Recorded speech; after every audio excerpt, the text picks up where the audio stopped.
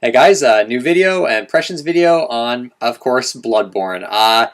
Yeah, I'm sorry, I haven't been actually commenting on videos lately, or I haven't been uploading any videos, and that's because this game has consumed me. I am completely absorbed in this game right now. Even though I finished it, I'm actually trying to mop up the trophies. I actually only have one trophy left, and then I have the platinum in this game. Yeah, there is actually three endings in this game, but there's a certain trick you can do where you can get all the endings in one playthrough. But normally you would actually have to beat this game 3 times. But yeah, I'm working on that last trophy, and oh man, it's tough to get that last one. But yeah, it's no surprise. I fucking love this game. It's absolutely fantastic.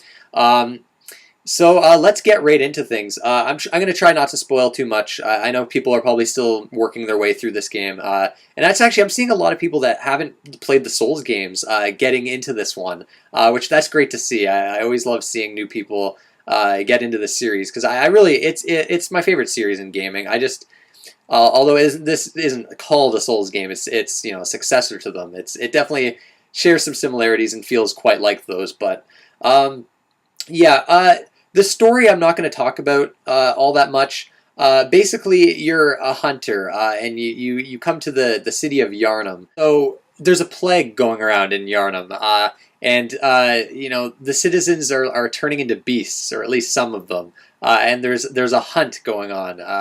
And that's all I really want to say. The story is very mysterious. It's very dark. So there's some very interesting themes going on. And like with the Souls series, they don't flat out explain things for you. And there's a lot of stuff I really don't understand with this game, especially the endings. You're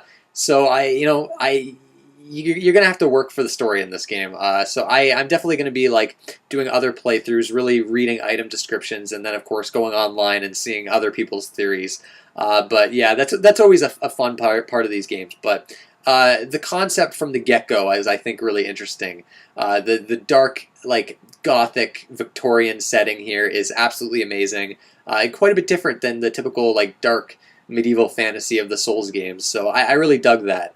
But yeah, let's talk about gameplay, the main chunk of this game. And why I love the Souls series so much. Combat. We'll talk about the combat first. Very aggressive and very fast-paced compared to the Souls games. It's still slow and methodical in a way, and very tactical, where you're going to have to back off at times. You got to dodge right.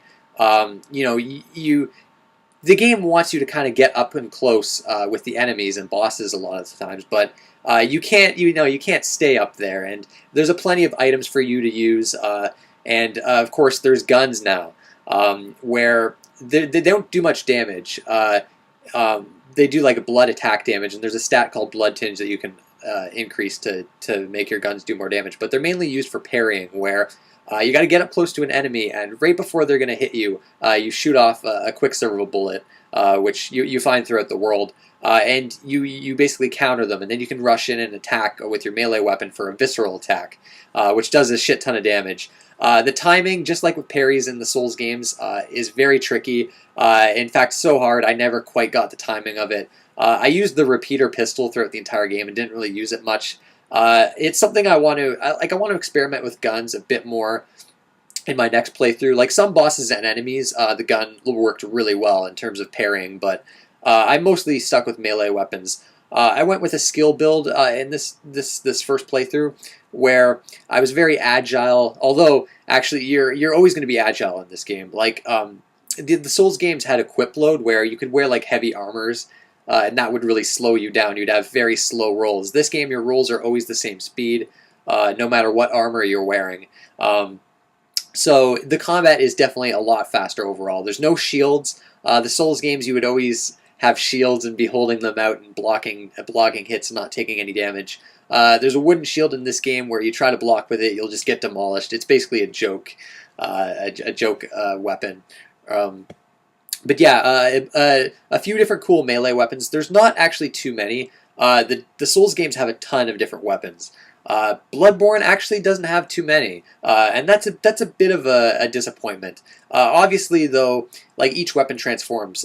For instance, I started with a cane that transformed into a whip because it was a good skill scaling weapon, and eventually I found dual blades that had S rank for skill scaling, and those were the only 2 weapons I used as far as the melee weapons go throughout the entire game. Most weapons I found were like strength weapons, unfortunately.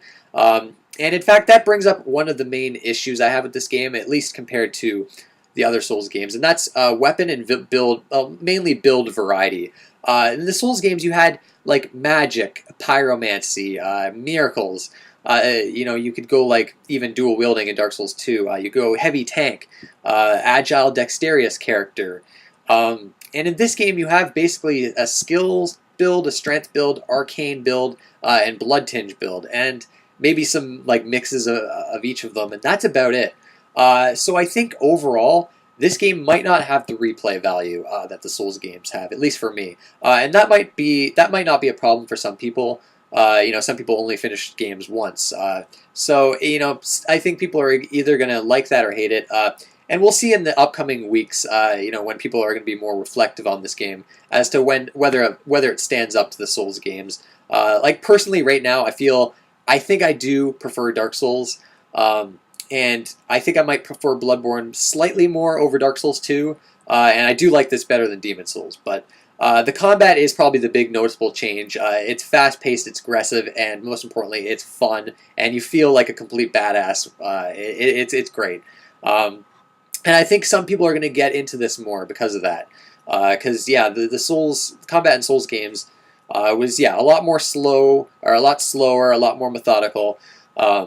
Whereas here, it's quite a bit different in that regard. But it still feels like Souls, and it's still got invincibility frames you got to watch out for. Much more lenient in this game because you're going to be doing a lot more dodging. But no more shields, no more super defensive play styles. You gotta be aggressive in this one, which is interesting. I definitely liked it here. A nice change. What else with gameplay? I'm just gonna briefly bring up the level design in this game. It's probably in terms of level design, this is probably the best in the entire series. It's absolutely amazing. Each area interconnects with each other in completely amazing ways. It really feels like a real city.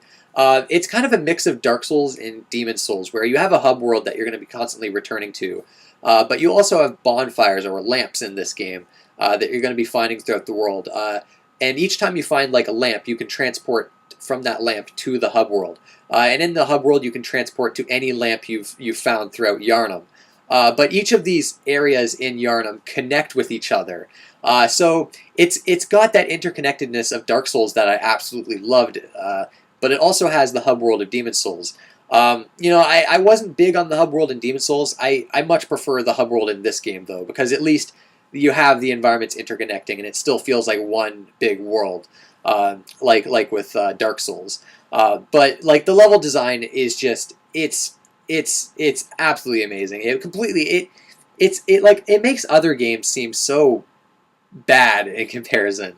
I don't know, like the level design is just top notch from start to finish. There is one level that's actually probably one of the more annoying levels in a Souls game. But other than that, it's just fantastic. Some people have brought up environment variety. You do leave the city sometimes, and there's definitely environment variety in this game. One particular optional area that I found, it was like absolutely amazing.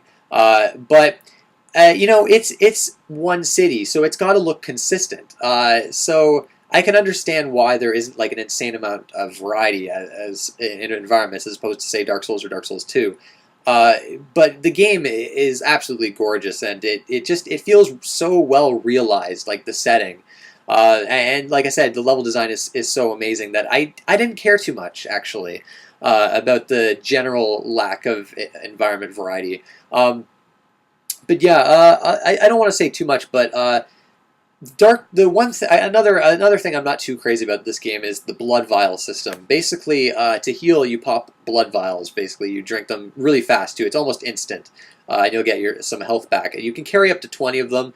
You can increase that with later in the game, but these are not infinite. They don't replenish themselves when you go to a lamp.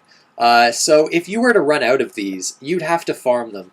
Luckily, I didn't run into that problem, but I have seen a few people that have. and that to me is kind of lame. And I don't know why they went to a system like this from like the Estus Flask system in Dark Souls, which I thought was perfect. Like I don't like that was like a great step up from Demon Souls with the consumable health items. So that felt like a step back for me. But yeah, there's also an insight system in this game where, I'm not going to spoil that, but it's if you don't really research that and look to see exactly what it does, you might find this game very difficult in the middle part of the game. And yeah, that's all I'll say. But there's there's a lot of cool systems I don't want to talk about. I want people that are still working through this game to find things out for themselves. But yeah, it's still got that great Souls level design. Like the exploration is still fantastic. Every time I saw like a glow in the distance, I just knew I had to get it. Collecting all these items and weapons was still satisfying. Taking down these bosses was still satisfying. Yes, the game's difficult. Maybe not quite as difficult as I was expecting. But some bosses are quite hard, and there's obviously ways to make it harder for yourself if you want that. But yeah, I do want to talk about the online. I did dabble quite a bit in the online in this game actually. Summoning people. They changed how summoning works in this game, and I don't know if it's for the better.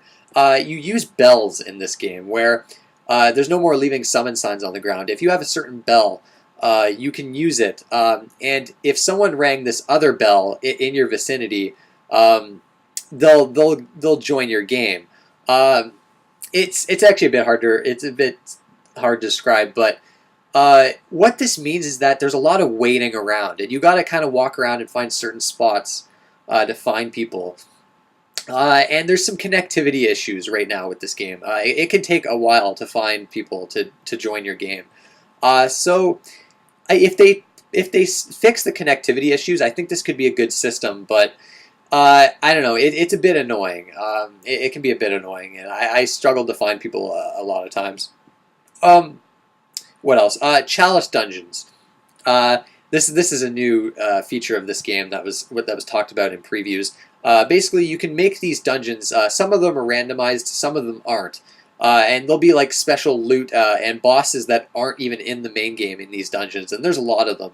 And these are what I'm working through right now to get the last trophy. There's a boss at the end of like this one dungeon. I got to go through like 5 dungeons in a row, and I'm at the 4th dungeon right now.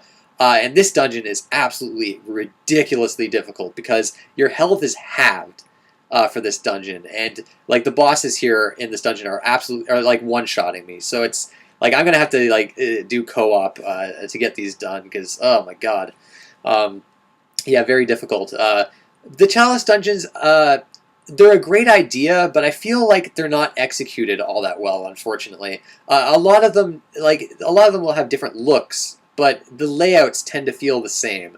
And it's basically just a bunch of rooms with random enemies in them, and then a boss. Where you'll find a switch in the map, you'll push it, and it will unlock the boss door. And the loot is actually not that interesting. Most of the time, it's just materials for making more dungeons.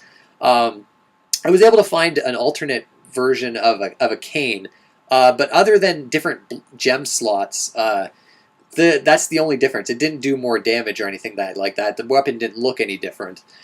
So yeah, the loot's kind of disappointing in them. If it wasn't for like this trophy I'm going for, I don't know if I would stick with the Chalice dungeons for too long. If they felt a little different and had more just more exciting loot, I think they'd be better. And also, co-op is completely broken with regards to the Chalice dungeons because you basically can't find anyone. It's a very complicated system, but yeah, it's a mess. And if someone was to join your Chalice dungeon and you beat a boss with them, they get kicked out. So you'll have to like you have to like join each other again to do the second boss. And you have to do if you're playing with another player, right? You both have to go through each other's Chalice dungeons. So you have to do the same dungeon twice. It's kind of a mess. So. I gotta say, the Chalice dungeons are kind of disappointing to me. I was expecting them to be a bit better. And geez, I'm sounding kind of negative with Bloodborne, but I don't know. It's there. There's just some changes here between other Souls games that I'm not crazy about.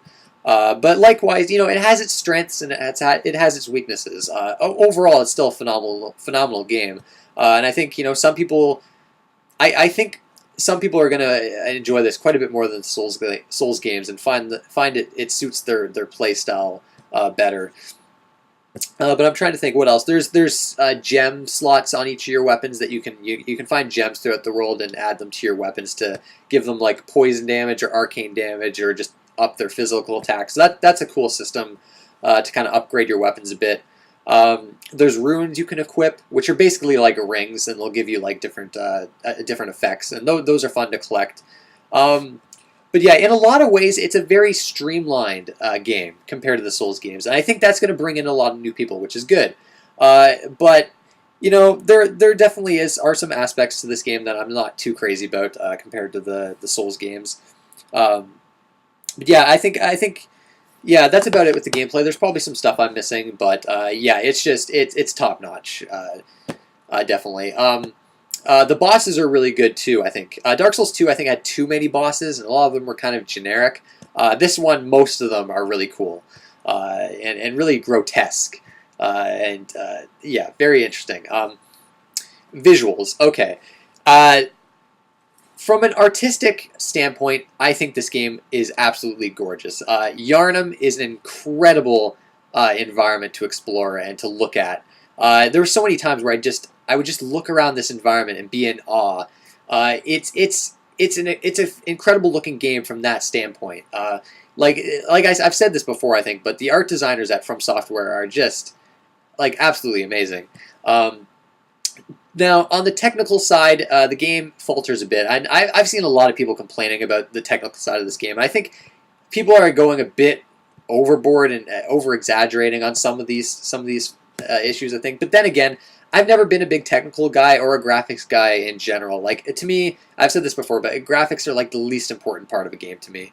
Now, okay, it's generally a stable 30 frames per second. It does drop sometimes, and when you do co-op, it definitely drops, at least to 20 frames per second. But I know there's a lot of frame rate, people that really care about frame rate. I'm not too crazy about it. Like, obviously, 60 FPS is preferable, but it really didn't bother me too much, even in co-op, honestly.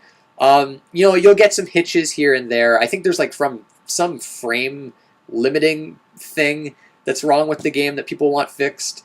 So there's that too. There's like kind of like a shimmer effect going on in the game. Technically the game's not a masterpiece or anything. Like From Software games have never been like about technical prowess. So I don't really care too much. One thing though that does bother me a bit are the loading times. And people are complaining about this a lot, and it's probably the worst part of the game overall. The loading times are pretty brutal. At least 40 seconds every time you die, and a lot of times you'll have to warp back to the hub world, and that's another loading screen just to have to warp back to the level, and that's another loading screen. So yeah, it's a bit of a problem. I think they're working on a patch to fix it, so maybe that will be improved, but yeah, I know some people are really mad about this, and I think some people don't even want to play the game because of it.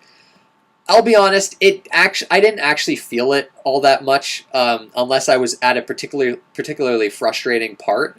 I played Dark Souls 2 on PS3, so I'm used to pretty bad loading times.